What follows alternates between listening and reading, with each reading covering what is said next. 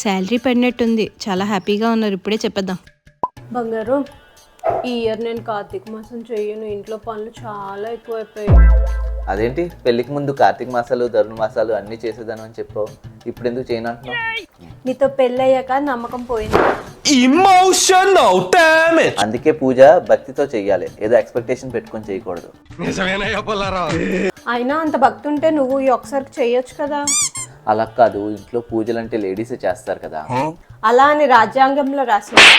రాజ్యాంగంలో ఎందుకు రాసి ఉంటుందిలే కానీ, నువ్వు పూజ చేస్తే ఇంట్లో అందరికీ పుణ్యం వస్తుంది కదా. మరి నేను చూసిన వీడియోలో అలా ఎందుకు చెప్పారు? ఏం చెప్పారేంటి? ఇదిగో నువ్వే చూడు.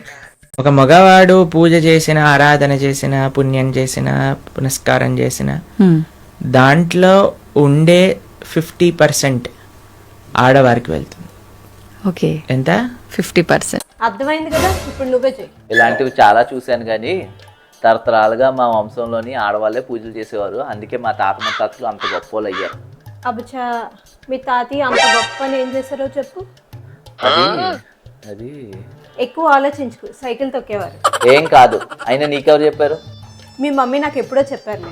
హా, సరే మరి ఇప్పుడు ఏం చేస్తావు? ఈ కార్తీక మాసాలు అన్నీ మన వల్ల కాదు, కావాలంటే నెక్స్ట్ ఇయర్ చూద్దాం. డాడీ డాడీ నీకు కార్తీక మాసం చేయదంట. ఏం దీపు చేయవా? నేను అలా ఏం అనలేదు మామయ్య. అయితే రేపటి నుంచి చేస్తున్నావు కదా. సరే మామయ్య, రేపటి నుంచి చేసేస్తాను. సరే మరి నేను వాకింగ్ వెళ్ళొస్తా.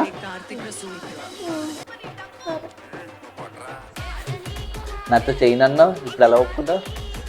నేనా? నువ్వు కాకపోతే ఇంకెవరు? ఏంటో మామయ్యని చూడగానే అలా వేస్తాను, వచ్చేస్తుంది. ఎంజాయ్. మొత్తం నువ్వే చేస్తావు, నన్ను ఇరికించావు కదా.